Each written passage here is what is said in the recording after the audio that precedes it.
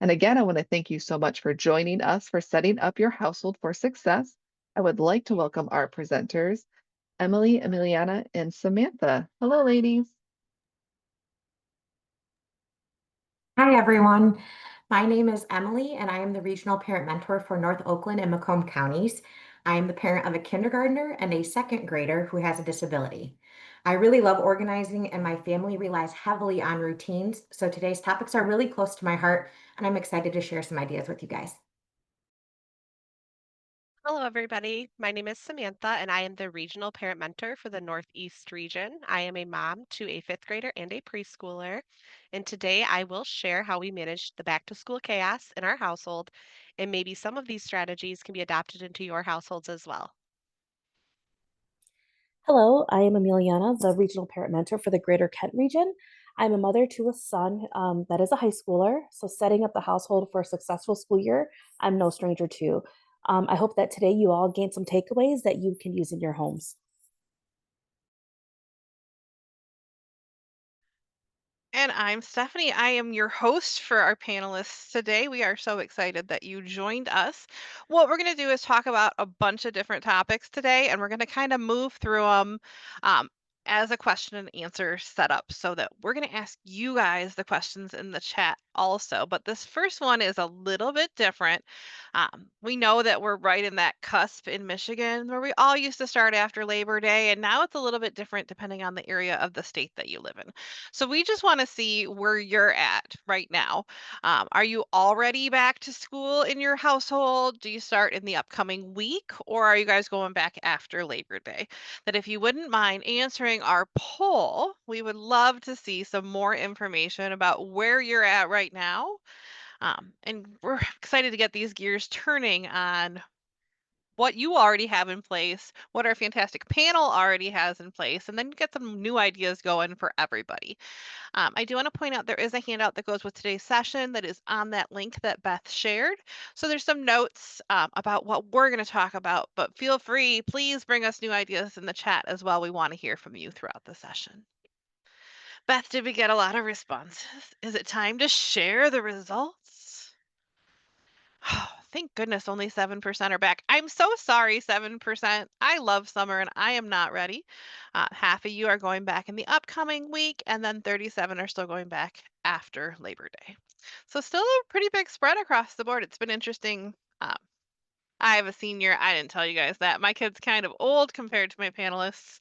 Um, and we've been seeing the evolution of school getting earlier and earlier throughout her schooling. So, it's been interesting.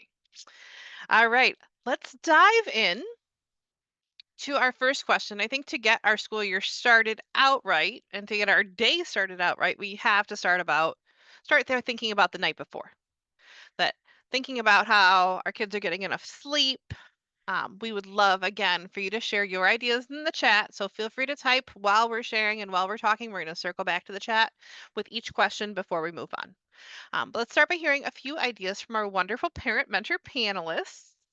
Um, and we will go from there. Emily, you want to get us started on what your house thinks about for sleep? Bedtime is my favorite part of the day, and having a consistent schedule with consistent expectations is essential for my family. So, in our house, we utilize timers. The first one means it's time to wrap up what you're doing, clean up, and get ready for bed. The next alarm means that it's story time. So, if you were dragging your feet and dawdled during prep time, you get less story time. And then we also talk about what's coming up the next day or during the week during this portion of our night, because my son really needs to know what's on the schedule with plenty of time to process it and ask questions. Lights out for us is slightly negotiable. My second grader needs less sleep than my kindergartner, so he's allowed to read quietly in his room for an additional half hour. Um, but when we prepare for our school year bedtimes, we pull things back in about 15-minute increments every couple of days before school starts. And since my kindergartner hasn't been in full-time school yet, we plan to continue to adjust for her until she finds her sweet spot. My favorite tip for bedtime is to choose bedtime stories that relate to what's going on in your life. And if you don't have a huge collection of your own, your local library can offer you a lot of recommendations. Emiliana, your kiddo's older. What do you do?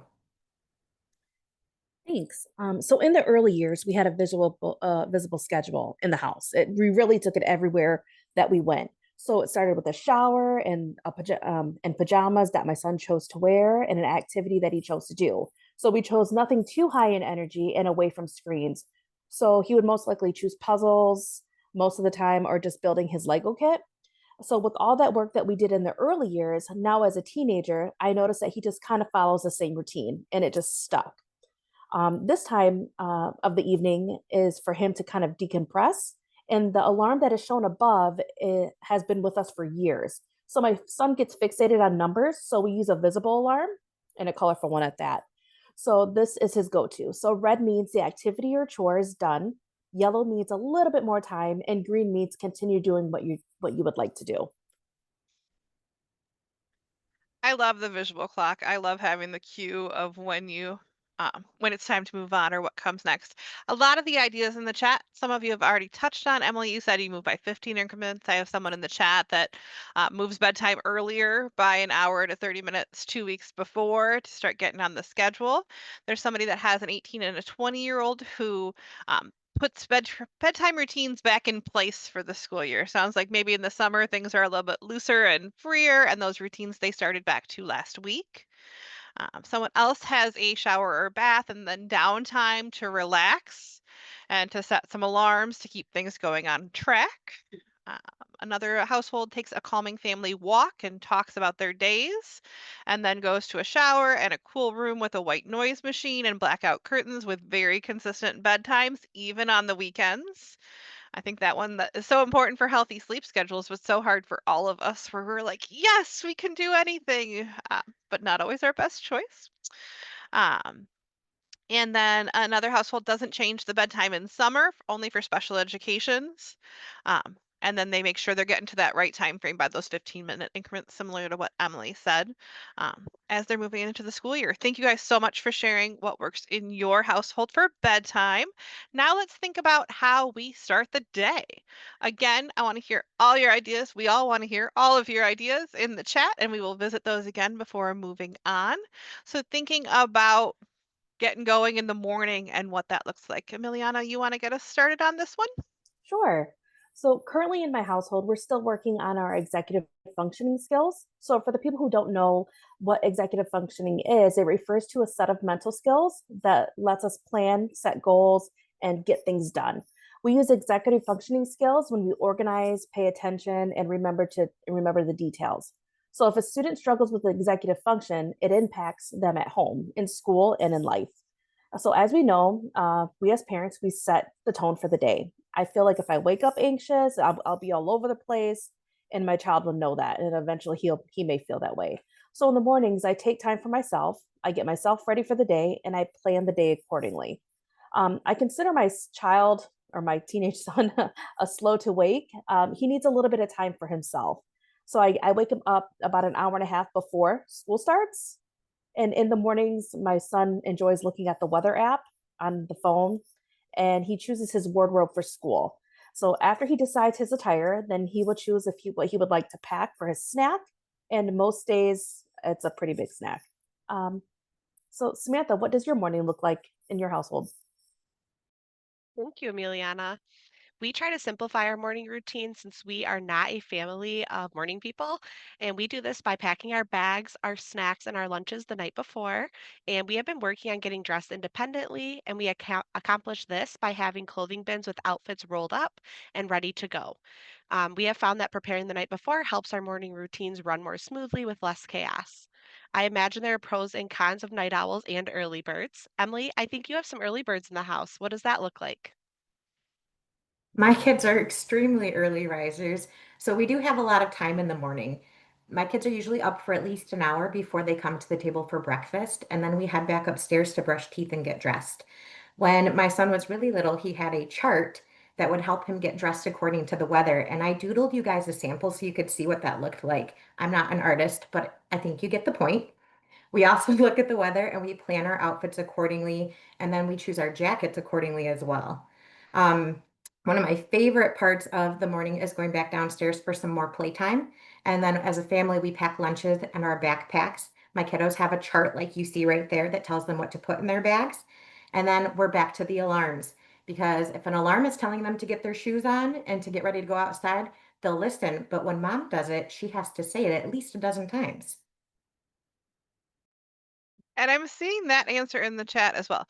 That somebody else said, like, we have an alarm for shoes, we have an alarm for when we need to be out the door for a bus. That they have routines just like bedtime, that their child needs to wake up with enough time so that there's no rushing in the morning. Getting things set up the night before. People are loving that tip, that they also get the breakfast snacks set up, be ready to get dressed for school. Um, a lot of night owls in the chat. I'm seeing, Emily, you are alone with your early house right now. I'm sorry, but the night owls are talking. A lot of prep the night before. They do their showers at night, they make their lunch, they pick out their clothes, and then the morning runs really smoothly. Another family, the children share a room, so they take turns choosing the wake up song that plays on their alarm. That's part of the bedtime routine. And then they have time in the morning to relax and have breakfast where it's not fast paced. A lot of people that need to take some time in the morning. Oh, there's a 5-minute snuggle in this house. I love that. I think I need a 5-minute snuggle in the morning. But someone's gonna have to help me with that. Um, and then when they're ready to start the day, they go through a checklist there. Definitely a challenging time of the day is what we're seeing in some households as well. And they check the outdoor temperatures to get dressed without a fuss and prep ahead. So thank you all for sharing all those great tips of what works in your household. Thinking about the whole household and the whole day and the whole month and the whole week and all that chaos that comes with it. Those are all great ideas on how to start our day. Now, how do we keep everyone's schedules on track? How do we keep all those activities focused where we need to be, where we're meeting everyone's needs and doing all the stuff? Again, type in the chat while you're listening, and we'll chat about this a little bit. Samantha, how do you guys do this? Thanks, Stephanie. So, keeping track of everyone's plans and needs can be challenging for our family. Our digital calendar is our most used resource, and it allows us to make family calendars that can be shared among our family. And we also utilize text appointments from our text appointment reminders from our doctors and our therapy offices. We have been working on independence with our oldest, and we utilize a smartwatch for him, and it's a smartwatch for kids.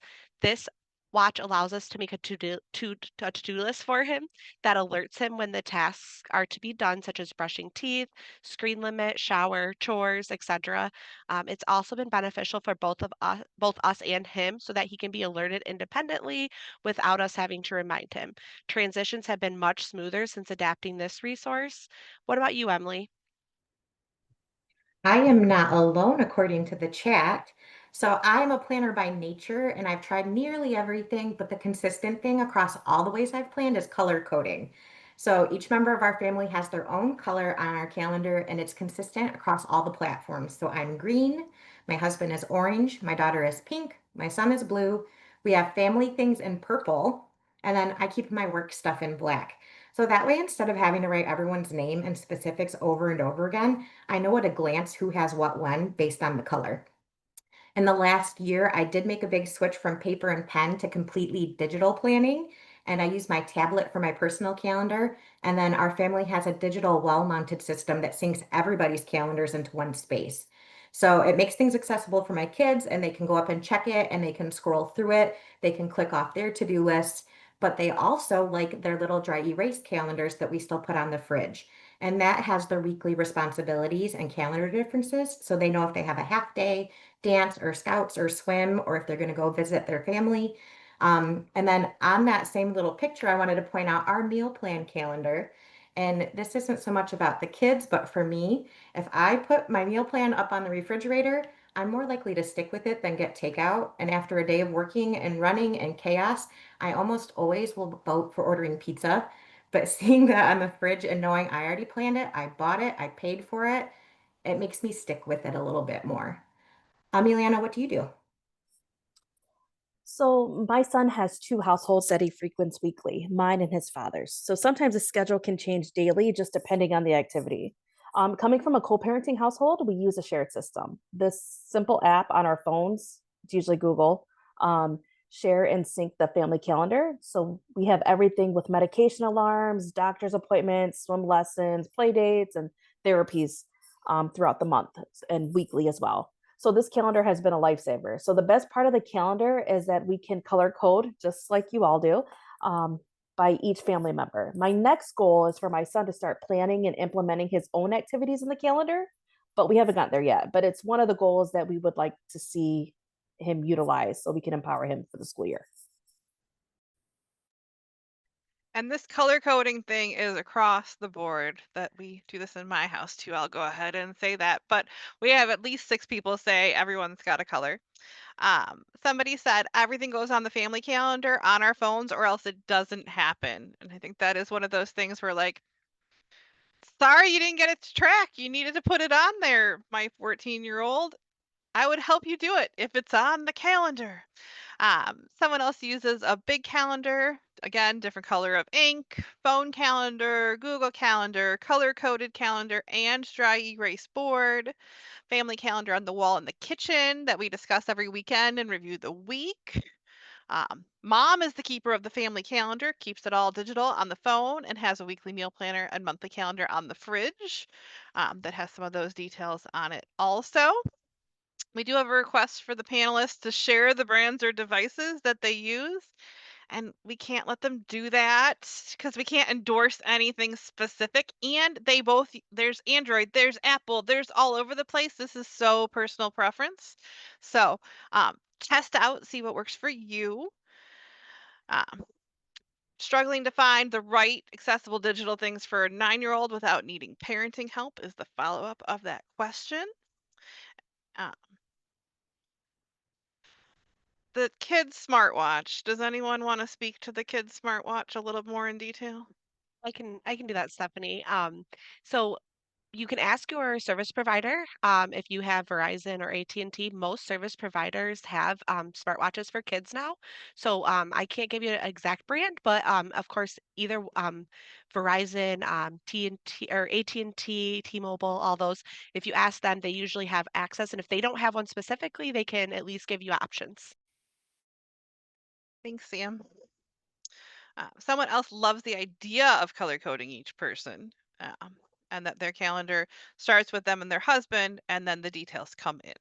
So awesome. Again, thank everyone for sharing. This next one is my own personal nemesis, is all that paper. I'm going to admit that I have a piece of exercise equipment in my house that we literally open backpacks and put all of the paper on the piece of exercise equipment, which may or may not ever get used based on the story. I acknowledge that part for the entire semester so that if we need to find a paper, we can. But that is my very complex file system until the end of the semester. And I think this may not be the best strategy. I think some of you in attendance may have better strategies. I'm positive my panelists have better strategies. Um, Emily, I bet you have a method that doesn't involve a piece of exercise equipment you want to share with us? I have so many methods and I've tried them all.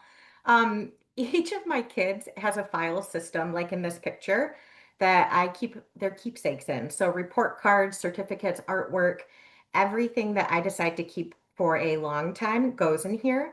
And because I can't keep everything, I do go through it regularly and purge and get rid of things. And so I don't feel guilty about that. I do take photos of other things and save them that way as well. To the extent that when my kids get stuff back from school, I'll take a picture of my favorite things on the counter and I'll even put it on my personal social media just so I see it on Time Hop. Um, so if something is extra important and I want to remember why, I stick post-it notes on those. So worksheets that show progress, I always write why this one matters because at the end of the day, 15 worksheets look like 15 worksheets. So each day when my kids get home from school, we go through their backpacks together. I do keep my son's daily sheets from his special education teacher, and it goes right into a binder because I like to reference that. All forms, permission slips, notices, I have to sign those immediately and put them back into their folders and add them to my calendar because if I don't do it immediately, it's not ever going to happen. And my husband definitely won't know or know to look. Emiliana, what do you do with your bigger kids? I do the same. You know, we can't keep it all, right? All the documents. So I've been taking pictures of my son's artwork and putting them in an electronic folder. and it's been great. So the artwork that he likes best we keep as an original hard copy. So we know in a world full of technology, we know that schools use technology as well. The main app that my son's school district uses is PowerSchool, and I am sure to keep up on this app. I make sure it's up to date. I can reference my son's grades, tardies, and absences, along with permission slips. Everything goes through this app. So being on time for class this year is one of our goals, and I will monitor the app throughout the school year. What has works for you, Samantha? Thanks, Emiliana. Keeping track of paperwork is the bane of my existence.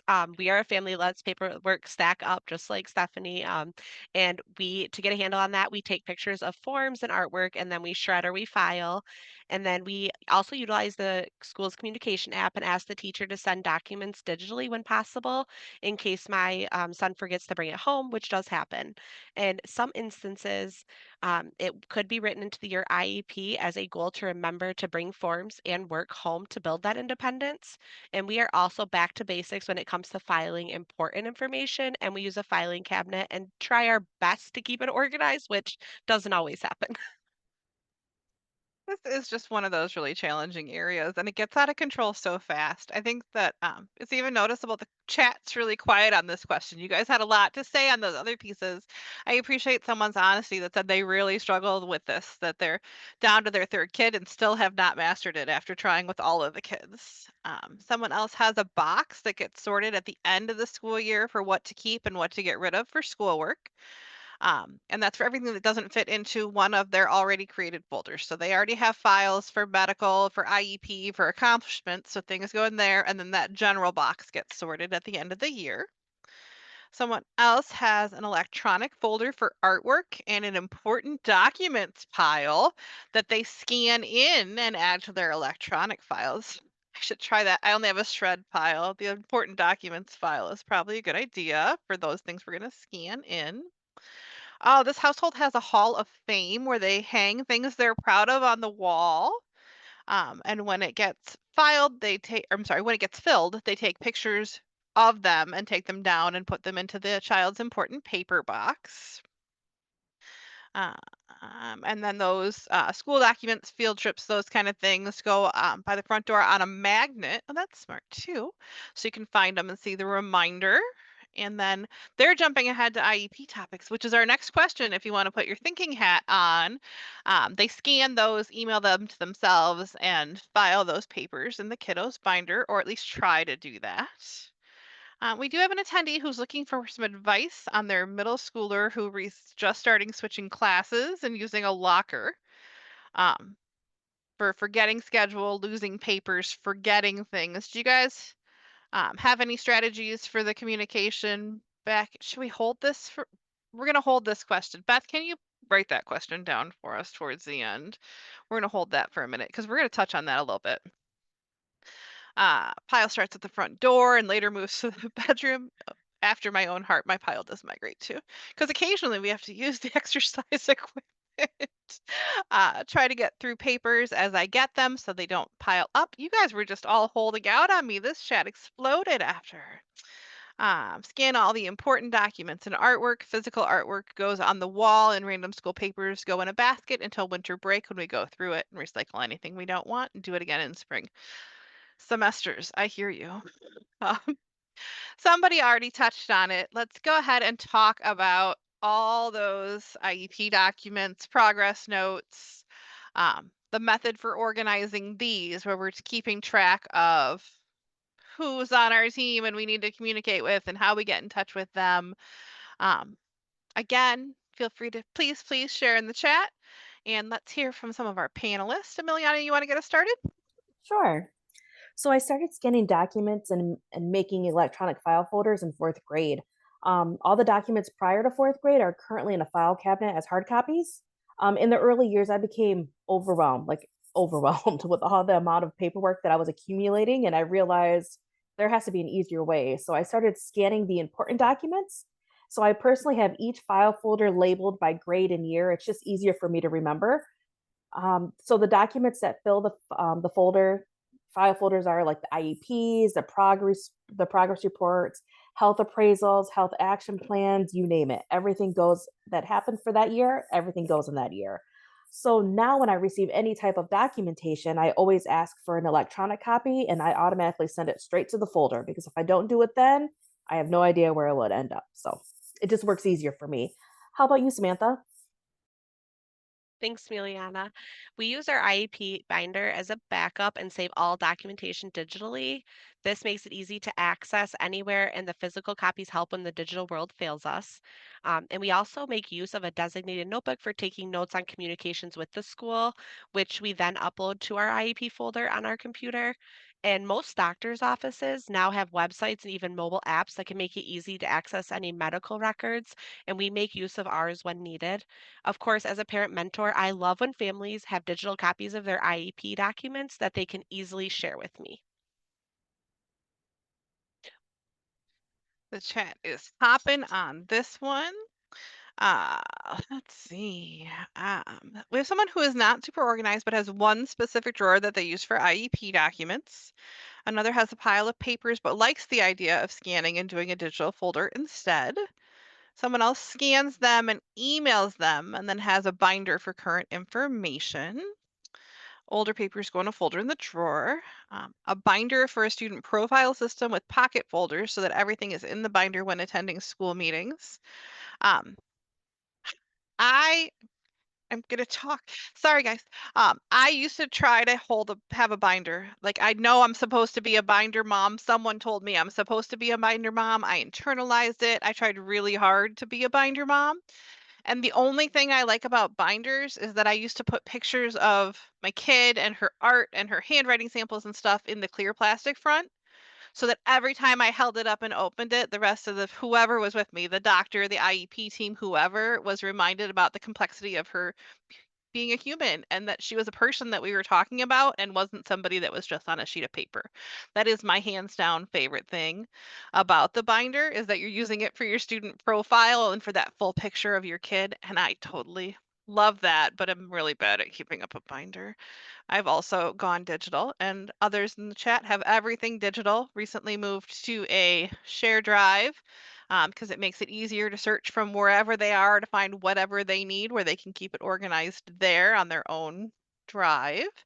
Um, and I feel like each time I try and organize, I come up with a new way it should be. And then when I need it, I can't find it, where it's constantly a struggle. And that is something that we will touch on also, but like everything's not going to work for you and you don't need to do everything all at once. Figure out what does work. Um, this next comment is looking for ideas on how to communicate daily, weekly with school. Tried traveling notebook, tried Google Document, looking for some information before it gets overwhelming. Let's move on to our next question for our panelists and for all of you. How do you connect with school and the school people before the school year starts? And that bridges into that communication during the year as well. Again, keep typing in the chat. We're going to keep reading your comments and sharing them as a group. We're going to build this hive mind we all have together. So we're thinking about starting the school year. Let's talk quickly about how you connect. Emily, you want to get us started? Of course. So before school starts, we send a student snapshot. Earlier in our Return to School series, we covered student snapshots in depth, and in the handouts in the chat earlier, we had information on those. When I send mine, it's really simple. It's just an email and it's a way to reach out to my son's team and share information about him. So his has his hobbies and interests, how he can succeed, his biggest challenges, the assistive technology he's going to use throughout the building. And then I always offer a disability fun fact, and I open the door to have conversations about both my student and his disability. For the technical side of things, we make sure that our school apps are updated and that any medical plans, emergency contact lists, things like that are updated. And we make sure that all of our health forms and waivers are all filled out and uploaded.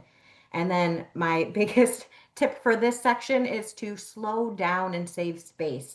Don't plan trips and events your last week or two of summer break. My district does everything very, very last minute. So I just got my teacher placement and supply list and things like that yesterday, or sorry, Monday, including our bus routes, and my kids start school tomorrow. So the last couple weeks of summer break for us are a great time to slow down, get our routines into place, practice school skills like opening our lunch boxes and zipping zippers, tying shoes. And this is when we stopped running around and we hit up our local beach, which is what I have pictured. And we go to our home playgrounds and we just really focus on being present in our home and in our community. What do you do, Samantha? Thanks, Emily. So, communicating with the school before the school year has been beneficial for us because it helps us feel prepared and ready. We always attend our local school's open house to find classroom and locker, and we all make sure to practice the locker combination. And we also use a printed and laminated the locker code last year because it was the first year and it took some time to remember. We're going to plan on doing that again this year. And just like Emily, we also do the student snapshot. We were surprised when a teacher shared a teacher snapshot with us, which was great because it helps the students connect with their teacher in a more personal way. And our school's wellness center has also created a mental health profile that students can fill out when needed for instances like bullying, mental health issues, anything the student feels that the counselors could help with. And these are all ways to connect with the school before the school year starts, which helps produce a smooth transition. Thank you, ladies. We have a lot going on in the chat. Some people are talking about tools from the school, like class dojo messages, that have helped with some of that communication. Seeing a lot of love for the student snapshot from Michigan Alliance for Families and how useful that is. Beth did share the link also to the student snapshot return to school webinar. I'm also going to just pop over here real quick. This is our handout for today. Of that link that Beth keeps putting in the chat. And if you come back up here, all those ones in the series so far this year are already here with the handout and the video. So you can check all of those out. One of the reasons why I'm over here is you can go to Student Snapshot, you can look at their handout, you can look at their video. Someone else mentioned that in advance they send an email for their high schooler where they include medical information, they include like key points of the IEP, like an IEP at a glance that they make themselves, and they include their child's spin, which is a tool that we talked about another week, which is here, Living Your Spin. It's your strengths, your preferences, your interests, and your needs, where your child would complete the sheet themselves, and then you would share it with the rest of the team. So since someone's commented that in the chat, I just wanted to give you some context of where to find more information on that.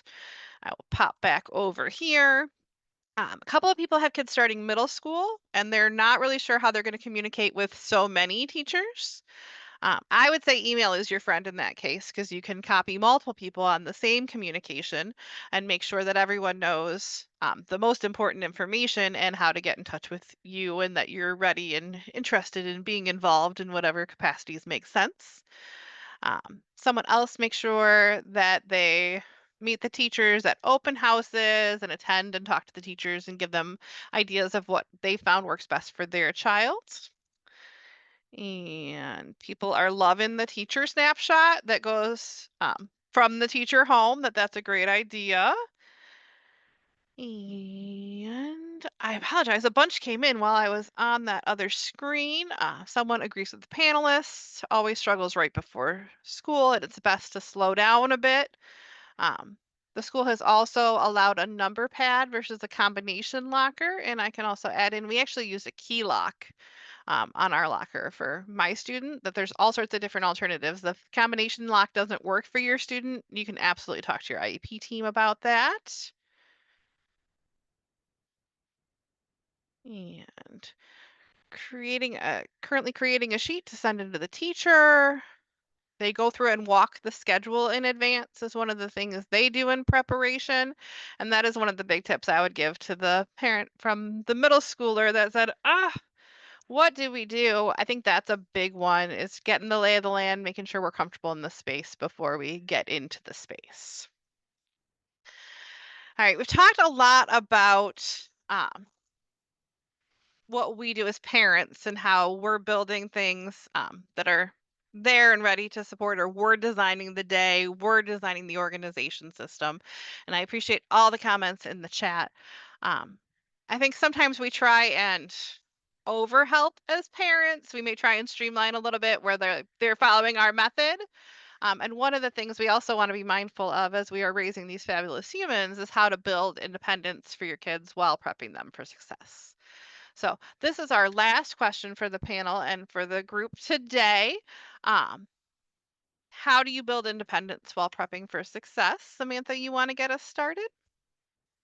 Thanks, Stephanie. So, empowering our kids starts with empowering ourselves, practicing good habits while our kids are watching, which is not always easy in a house full of neurodivergence. This year, we are empowering independence with creative do it yourself strategies that will help grow our skills. We always save our school supply list from the previous year and try to shop earlier in the summer so that we have most of what we need when the teacher provides her list, which is usually the week before school. Um, and our son takes his list and he shops the store for all of his supplies. And while we just follow behind with the payment, of course, setting up a routine to getting ready the night before has helped us work toward independence as well. We utilize the watch for personal reminders such as shower, bedtime, pack bags, brush teeth, etc. And then we also have clothing drawers and bins labeled to help with getting dressed in the morning and a special spot on the bench for our bags so that they are easy to find. And all of these little things help in big ways when it comes to empowering independence. What about you, Emiliana? How does your household work? So, as the school year approaches, my family and I set up personal goals on what we would like to accomplish throughout the school year. The goals in our household may seem small to others, but they're mighty to us. So, not all goals are academically driven. One of the goals my son and I collaborated on was trying a new menu item during hot lunch. We know for picky eaters, this is a big goal. Another is fostering independence and remembering our things. So my son uses an AAC device and needs to remember to plug it in and to bring his charger to and from school. Again, may seem like a little goal, but it's big to us. Having a reminder on the goals that we set will remind us of what needs to be done. Usually, so the picture up there of our goals, it's in his room on the back of his door, so he can always see it. And I try to make the goals attainable so then we can see success and move on to the next goal. And that's how I empower my son throughout the school year. How about you, Emily? Everybody wants to have control of their own life and have a say in what they do, where they go, what they wear, and what they eat. And so for us, having solid routines and organizational systems in our life that are consistent gives our children autonomy and responsibility, and it helps them develop their independence and take pride in themselves and their homes. So, like I said before, for us, having a timer play a Bluey song is much more agreeable than having mom tell them to brush their teeth for the fifth time. Giving them these tools and skills to choose their own clothes, pack or choose their own lunch, pack their backpacks, and get ready on their own not only helps relieve my load, but helps empower them and make them feel confident in their choices. Lastly, we do reuse our backpacks, water bottles, and lunch boxes year to year. So to make it fun and special again when school is starting, aside from giving everything a really, really good wash, my kids get to pick a new backpack charm or a keychain so they can personalize it to their current taste. And then we update their school supplies and outerwear with new stickers and name labels. I'm loving this dinosaur backpack. I kind of wish I had this dinosaur backpack. I would definitely use this year over year.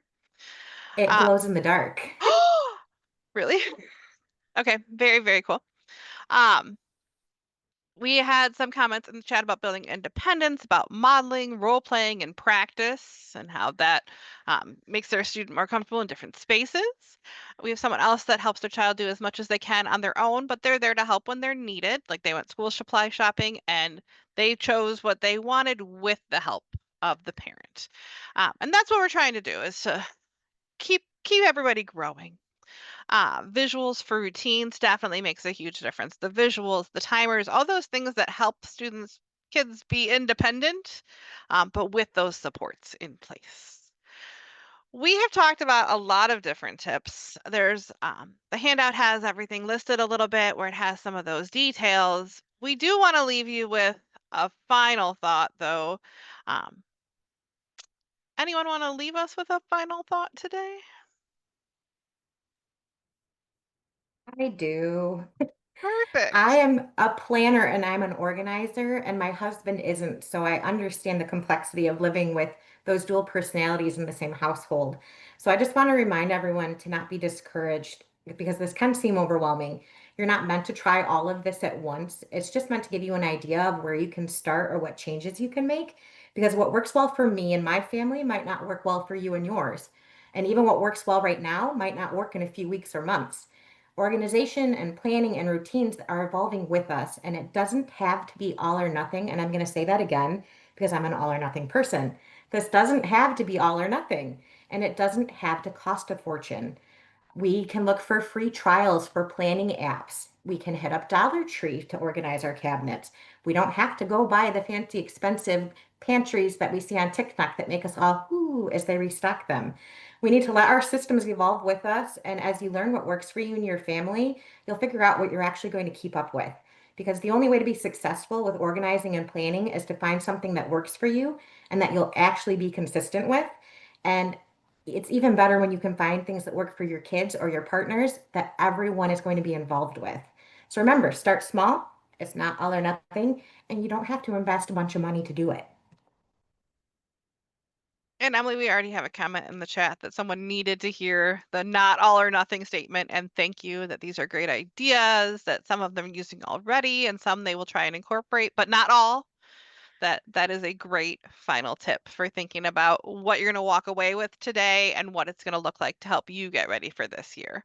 I know we had one question in the chat that we kind of touched on a little bit, but I do want to circle back to if you have other questions, you were like, oh, I want to go to this webinar from Michigan Alliance for Families. I know it's going to be the regional parent mentors on a panel answering these questions. I really hope they talk about blah, ask us.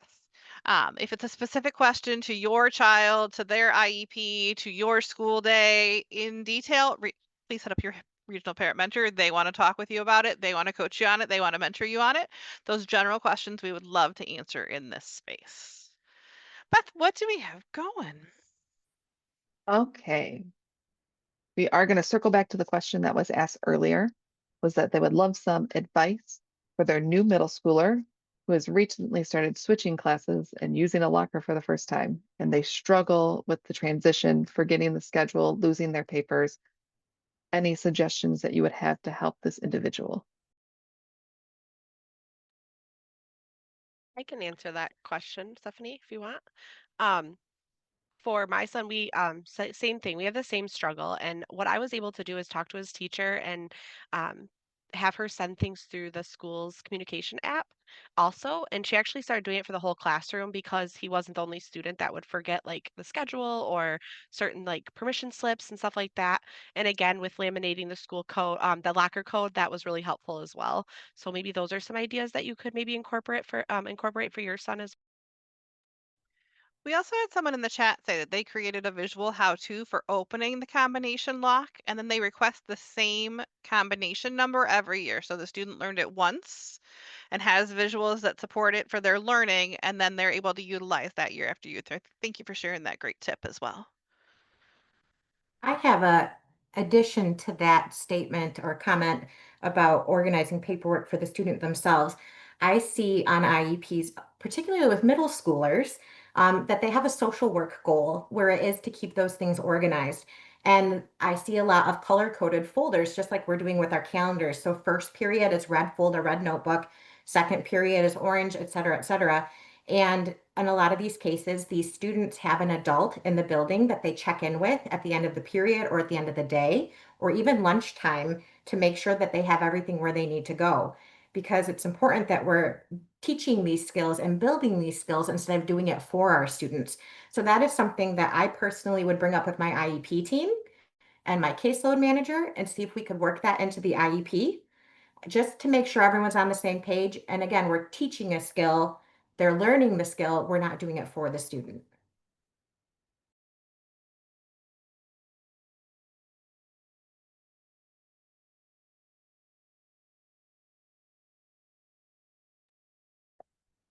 I'm not seeing any other questions right now, although we will give it a moment. I think we had one other question. I'm trying to scroll through the chat. I think I read it out loud and said, oh, we'll touch on that later. It was kind of about communication back and forth, that they tried a journal or a log and they've tried some different things.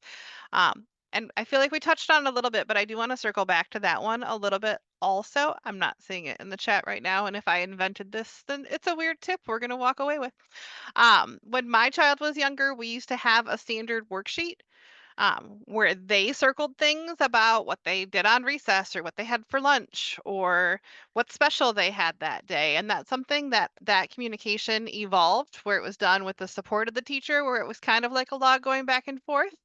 And then it became my child's a high schooler now, so it has become different things over the years. But I know, Emily, you said you have a daily sheet that comes home also. Can you tell us a little bit more about what that looks like? So my son has had the same teacher this year and last year, and she came from a post-high program and is now teaching a categorical program at an elementary level. And to pare down on the communication, she does send home a daily sheet. And this worksheet has spots for her to circle, this is what we did, and she might write notes or have a para write notes. Um, your son did or did not do this. Like there's smiley faces you can even circle with smiley or sad faces. And so it lets us know what specials he had, if he went to double specials with gen ed and special ed, all that kind of stuff. The bottom of the sheet has a tear off portion where we can fill out if our child had a rough night or a rough morning, anything the teacher needs to know to put back in their daily folder. But this is elementary, so it's very different. That sheet has evolved, and I'm assuming we'll get the same one this year because it was pretty consistent about 2/3 of the way through last year. But it was the same for us back in kindergarten. We got a daily sheet every day. Uh, Half the time it was a para that filled it out. Sometimes my kid had scribbled on it. But if that's something that's important to you, that's another situation where I would recommend meeting with your IEP team, discussing your expectations for communication, what they are actually capable of doing, and then working out a system that everyone agrees is effective and can be done as often as you need it.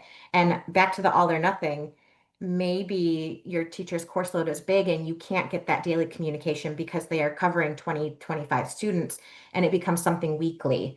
Or maybe they can work on it so that your student does meet with a trusted adult and helps fill out their own sheet to bring back to you. And those are things to address, and maybe a social worker could help. Maybe the special ed teacher, resource room teacher could work on that with you. But it's not going to happen until you bring that up and have that conversation with your whole team. One other thing that I hear from families is like last year's teacher used to do a weekly s'more or a weekly whatever where they would give us an update every week on what we're going to work on and what we're going to learn in science and what some of the big subjects are. And it really varies from classroom to classroom. So when you find things that work really well for your student, make sure you're documenting those. Make sure you're talking to the team about those, that because this year's third grade teacher is doing that, that's awesome. And we know that let them be successful. Let's make sure that those universal supports that some teachers do get into your child's IEP to provide those individualized supports and go with them. Emiliana or Samantha, anything else you want to add?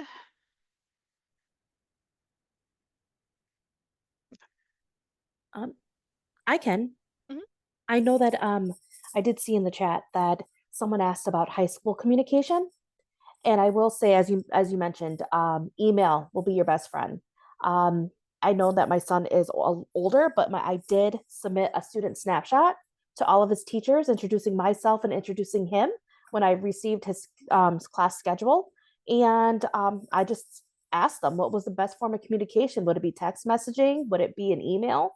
A lot of them, majority of them said email, and we decided on a weekly I'm sorry, like a weekly check-in, just quickly the likes, the dislikes, and everything that happened that week. But if it was something emergent, then we would actually go back and forth daily. I think a lot of the high schools across the state now have some sort of app where you can see how things are going as far as assignments. We do have a comment in the chat that to help with independence, their son has a sheet that they take to every hour for the teachers to fill out and had a place for the teachers to write a missing assignment, when the next test will be, like those important details coming up. And that there's also an app for the parents, but they wanted to build that independence for their child. So they're still kind of monitoring, but the kid is in charge of their future, and that's helping the student because they want to go to college and they want to be responsible for their own work, that there's building those study skills that are going to carry them through life. I know that I talked a lot, but I had one more thing to add. I saw a couple times in the chat asking for specifics, and I know we touched that we can't give you specifics for the products that we use. But because everyone has different phone providers and different systems, whether it's Android or Apple or Microsoft, my recommendation to find what works for you is to Google search whatever you use and what you're looking for. And I'll watch YouTube videos and people will navigate these apps and they will navigate how to use their product better. And so that gives me an idea of what I'm looking for and what I will or won't like. And then, like I said before, remember there are free trials for almost everything. So while we can't give you specifics, you know what you want and you can find it. And then you can adapt things to work for you specifically how you want it to be. Absolutely, Emily. Thank you for sharing that tip as well. We did someone else comment that they do share a student snapshot or a little overview of their student at the beginning of the year, and that they were surprised when a general education teacher did not know that the student had an IEP. And that is frustrating, and that reminder for them to get to know the student and giving those key points of here's what you need to know at a glance is a really good starting point for that discussion as well. Um, Beth, I'm not seeing other questions in the chat. Anything I missed?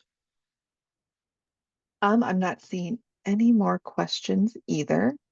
I am going to put in the chat one more time for everybody the link to the handouts. Now, it not only has the link has the handouts for today's session and things that we talked about today, but it has all of them. So I remember seeing in the chat a few times people want to find that student snapshot. The link I'm putting in the chat is the same link to get the student snapshot along with the other um, Return to School series that we had. So if you click on that link, you'll be able to see Student Snapshot, click on that. You'll be able to click on the YouTube and watch that as well. And you can do that for all of our series. And we do have our overview for an IEP. We have that in English and we have that in Spanish. So if you know somebody that would benefit from that Return to School series segment and their main language is Spanish, please share that with them so that they also have access to that. And those handouts and things that were discussed in that are also in Spanish. It's all accessible for them. So there is that. Ladies, thank you so much for the presentation. It was wonderful. You guys did a great job. There were so many great ideas. Thank you, participants, for all the participation and also sharing your ideas. It was really great to be able to see everybody and all different things that have worked for everyone. I am going to post in the chat one more time a link to our post-webinar survey. There is where we would have you, please fill out the survey. Please provide us feedback. Please tell us if you found this presentation to be amazing. Please tell us if you felt this presentation needed X, Y, and Z added to it to be amazing for you. We want to hear that. We want to hear that from you. So take the time to fill out the survey so we know what you found useful and what you would like us to improve on. Because we are grant funded and we need to report these things back. So again, that would be wonderful. If you have a question that comes up later or your question was not answered, please again reach out to your regional parent mentor. They will be able to provide you with further support. Remember to follow us on our Facebook and Instagram and check out our YouTube library and subscribe to our YouTube. Connect directly with your regional parent mentors as your questions and supports come up. You can reach Michigan Alliance for Families at 1-800-552-4821, or you can email info@michiganallianceforfamilies.org. And Michigan Alliance for Families is an IDEA grant-funded initiative of the Michigan Department of Education, Office of Special Education, Michigan Department of Lifelong Learning, Education Advancement and Potential, and Michigan's Federal Parent Training Information Center, funded by the U.S. Department of Education, Office of Special Education. Thank you all so much for joining us today. You have a wonderful day.